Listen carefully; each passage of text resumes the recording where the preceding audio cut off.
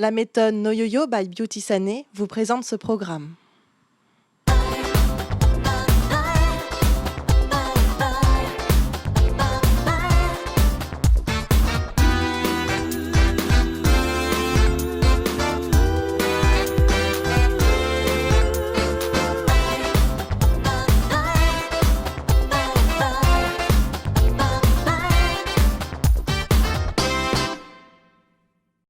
Bonjour et bienvenue dans Des régimes et moi, la première émission où nos invités parlent sans complexe de poids, de régime et d'alimentation.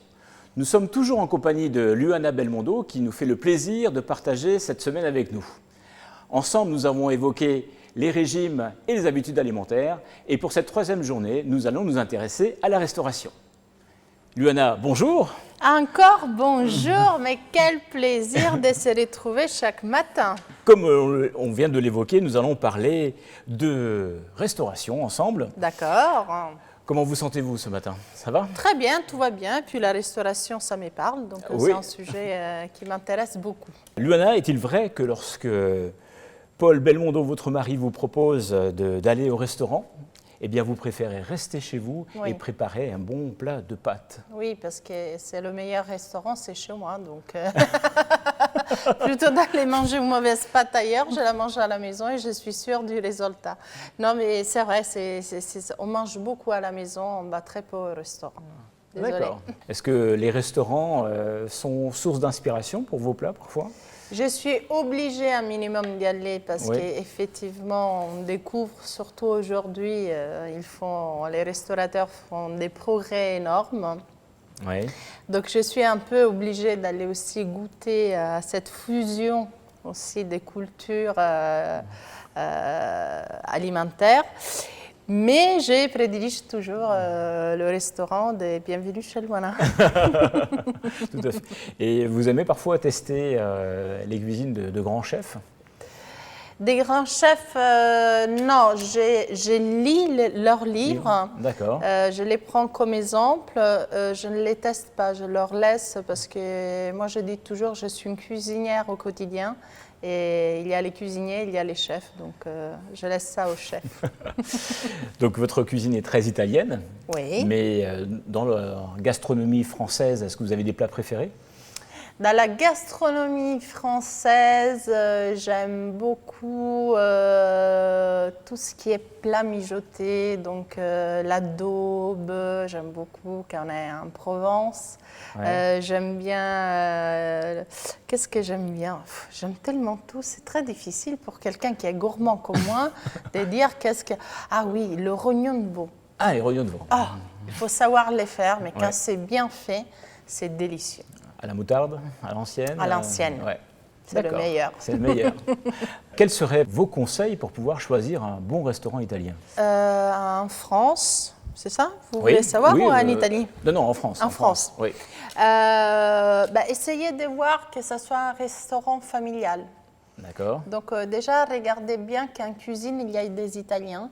Et je n'ai rien contre autre nationalité, mais je pense qu'une bonne cuisine italienne, elle est doit être réalisée par des Italiens. D'accord. Aussi bien en cuisine que tout ce qui est pizza. Donc un bon pizzaiolo, il peut être qu'italien. Donc regardez, rentrez, essayez de regarder les cuisines. Si ça parle italien, si vous sentez Il y a un petit accent qui et chante, tout ça, comme le vôtre. je pense que vous ne devez pas avoir trop de mauvaises surprises.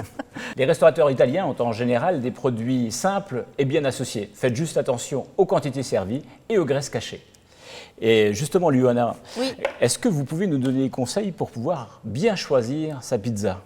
Alors déjà, une bonne pizza, pour moi, c'est une pizza fine.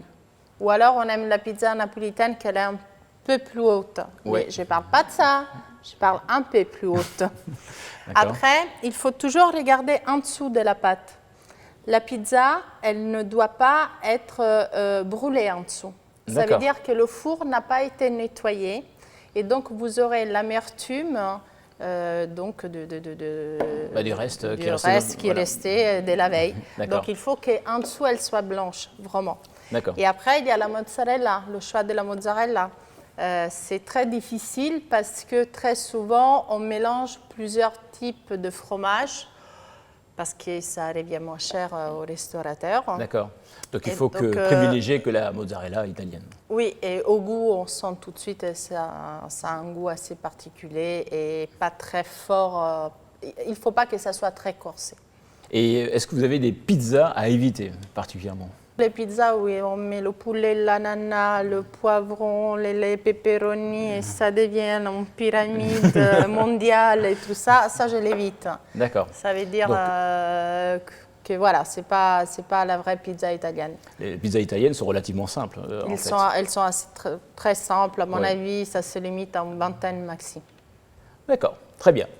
Alors, les pizzas à éviter, ce sont les pizzas à pâte très épaisse, les pizzas avec plusieurs sources de protéines, telles que les œufs, saucisses, lardons, merguez, les pizzas à 3 ou 4 fromages, et puis également les pizzas qui ont une source de féculents en plus de la pâte, telles que les pommes de terre, par exemple. Justement, Luana, y a-t-il une différence entre les pizzas italiennes et les pizzas françaises? Les pizzas italiennes, alors déjà on dit que c'est l'air d'Italie qui fait, en italien vous dites ah ben elle est délicieuse parce que l'air d'Italie, surtout des Rome ou Naples où on a les meilleures pizzas, fait que leur fermentation est plus importante et plus aérée qu'en France, où il y a plus d'humidité. Autrement, non, il n'y a pas de différence. Si on utilise un bon produit, donc on fait la pâte à pizza, qui c'est très simple à faire, c'est juste de la farine, de l'eau, de la levure. Et par-dessus, on ajoute de la bonne sauce tomate, du basilic, de la bonne mozzarella, ou on peut aussi mettre un petit peu, pourquoi pas, il y en a avec un petit peu de jambon. C'est très très bien, il n'y a aucun problème. Viennent ensuite les pâtes avec des sauces à base de fromage et crème. Oui. Ce sont de véritables bombes caloriques. Absolument. Tant que nous y sommes, éloignons aussi la bouteille d'huile d'olive et le parmesan qu'on vous propose en plus, parce que sinon, là, effectivement, on est dans si le on rajoute délire. en plus, tout cela. Comme si on rajoute, d'ailleurs, on revient aux pizzas. Souvent, on nous met de l'huile d'olive, vous voyez, Oui, avec des piments et ça. tout ça. Ouais.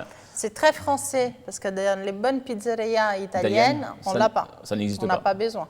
Donc justement, à la place de ces bombes caloriques, Luana, que pouvez-vous nous conseiller dans la cuisine italienne, qui soit relativement diététique? Dans les pâtes, dans les pâtes, par exemple, dans une recette des Oui. pâtes. Écoutez, moi, je reste toujours dans la cuisson des produits frais. Je mélange beaucoup de légumes avec les pâtes. Je mange beaucoup de légumes. On peut rajouter des crevettes. On fait un plat unique. Avec des pâtes, bien sûr. Mais avec des pâtes. Évitons souvent, bon, ça peut arriver, je ne suis pas non plus, j'interdis pas tout, mais évitons la crème fraîche, le gruyère par-dessus. Il faut respecter les produits. Et on dit toujours en Italie qu'il faut avoir maximum 3-4 goûts dans une assiette. D'accord. Des régimes et moi vous conseille les grandes salades et les légumes grillés. Quand on veut absolument manger une pizza, on peut se limiter à une part de pizza reine ou 4 saisons ou napolitaine, ou alors aussi végétarienne avec des légumes grillés de saison. Pour les pâtes, privilégiez les pâtes à sauce tomate et basilic par rapport aux sauces à base de fromage. Pour les carpaccio, choisissez ceux au jus de citron ou au vinaigre balsamique.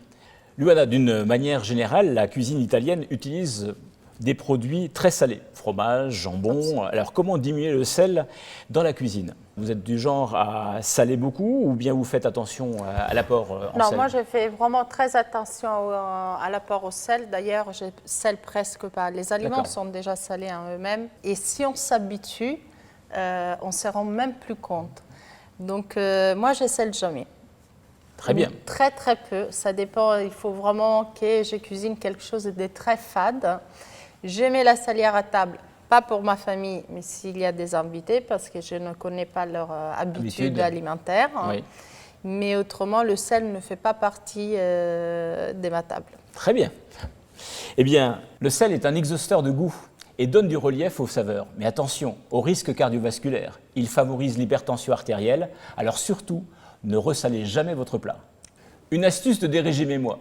Utilisez des bouillons de légumes déshydratés et sans sel ajouté, de préférence achetés dans des magasins bio, à mixer et à utiliser en remplacement du sel. Eh bien, Dirigez-moi est terminé pour aujourd'hui. Merci beaucoup, Luana, pour toutes ces confidences. Merci Sylvain, merci à vous. On se retrouve demain matin. Mais cette fois-ci, nous parlerons plaisir et nous passerons à table. Et là, je vois déjà votre regard qui s'illumine. Et nous allons donc terminer cette journée avec le conseil bien-être. Une règle essentielle pour un repas au restaurant italien: ne terminez pas votre assiette si la quantité servie est trop importante. Bonne journée et à demain.